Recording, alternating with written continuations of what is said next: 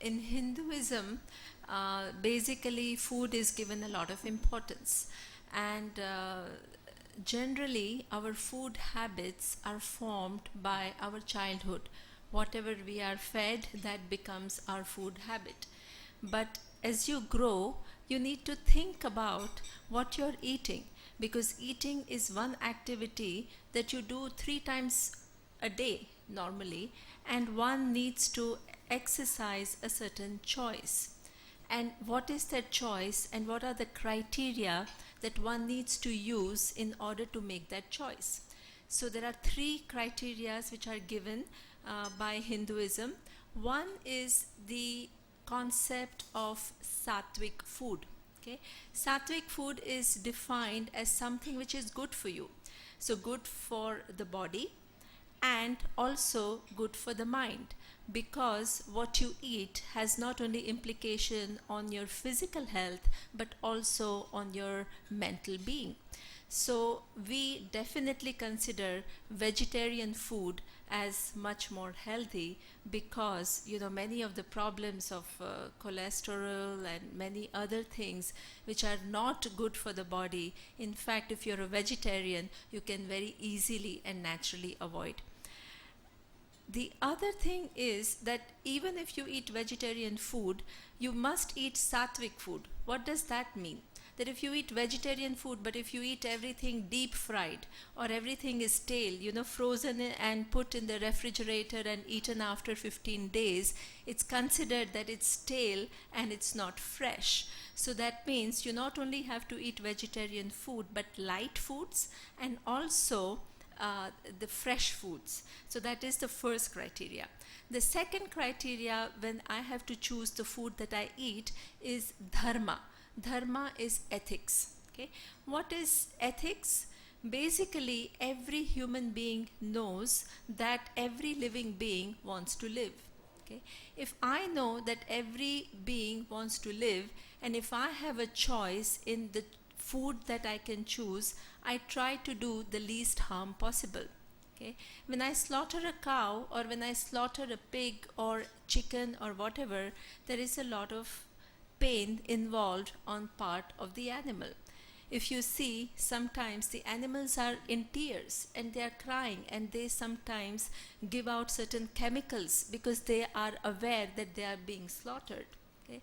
And that is something, if I can choose to avoid that, then that is a much more mature choice in my food habit. So that is the ethics, because I recognize that everybody wants to live, and I respect life and I respect people's right to live. That is the second criteria. The third criteria is what we call yajna.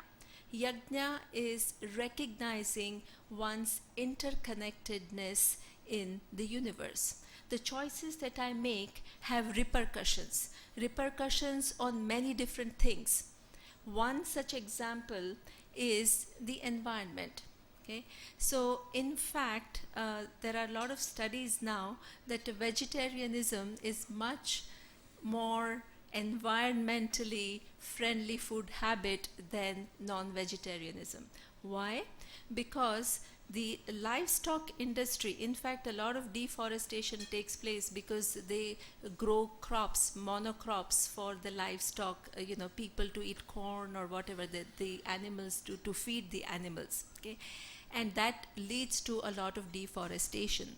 But more than that, the animals, they emit a gas called methane, and methane is in fact creating more global warming. It has a more global warming effect than CO2, which is the carbon dioxide. So therefore, and the animals, the livestock industry constitutes of around 37% of methane, which is kind of humanly induced. So therefore, it is a huge contribution. The livestock industry has a huge contribution to the problem of global warming. Now, you cannot change the world, but you can say that I make choices which are not going to have this kind of an impact on the environment. So, on all three counts, whether it is Satwik or healthy and fresh food, which has impact on your physical and mental being, your sense of ethics, which is doing the least harm possible to living beings, as well as recognizing one's interconnectedness with the whole world and doing the least harm possible to the environment, vegetarianism comes out far more superior. So, definitely, as a food habit, it is definitely considered to be a superior choice of a mature person who is responsible, who thinks he doesn't do things mechanically, but thinks about the repercussions of one's choices. With reference to fasting, this is the food habit, which is your day-to-day habit. For fasting, we don't have a fasting like in Islam or whatever. You can choose the days on which you can fast. You can choose Monday or Tuesdays, Saturdays. I mean, that's up to you. And what you eat is also something you can choose. Either you can go on a liquid diet, or you can say I'm going to have only fruits, or you can say that I'm going to avoid rice, or so that's kind of left up to an individual. But the idea of fasting is there is the term called tapas. What is tapas? Tapas is gaining some mastery over oneself. Generally, what happens is that we act mechanically. We don't think too much. In fact, a lot of our problems like fear, anger, getting frustrated or getting angry with people, it's all coming, nobody wants to be like that, but it just happens. And why is that? Because I want to be in a given way, but I can't help being angry, right? So there is a mechanical reaction which sets in. So how do I become more deliberate in my life? How do I have more say or more mastery over my ways of being? In fact, that also, to start to be more in control of yourself, food again becomes a tool through which you begin to gain mastery. Why? Because your instinct is to eat, because that provides certain pleasure for you. Okay? When you can say only this much and no more, you're beginning to not just go along with your instincts, or not only just to go along, but to stop when you want to. Okay? When you start that discipline of stopping when you want to indulge in something, that becomes the kind of the person later on. Okay, that you have a say over things don't take you for a ride. Even if you're, let's say, upset with somebody, you don't just go along and start shouting with the person. You have a certain space and then you decide what to do. So more and more deliberate in your behaviors and less mechanical in your responses. And this is one of the things. I mean, it's not that it's only the food fasting is going to accomplish that result. We have under tapas, we have vak tapas, how I speak to people.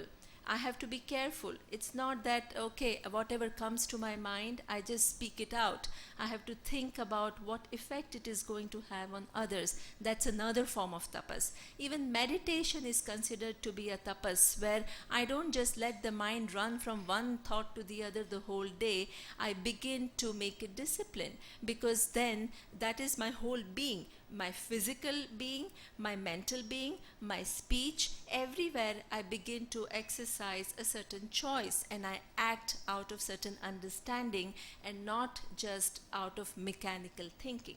So these are the different things for food and for fasting. In fact, something that we don't much think about, if you really begin to think about it, it enables you to live a life of an ethical person, a mature person who makes the choices wisely and begins to see the repercussions of one's actions on the humanity, on the animals, on the environment, and also as a means for gaining mastery over oneself. So this is why the choices of food that you make has a big big kind of importance on, it says a lot about the person, and this is how it is perceived in Hinduism. Thank you.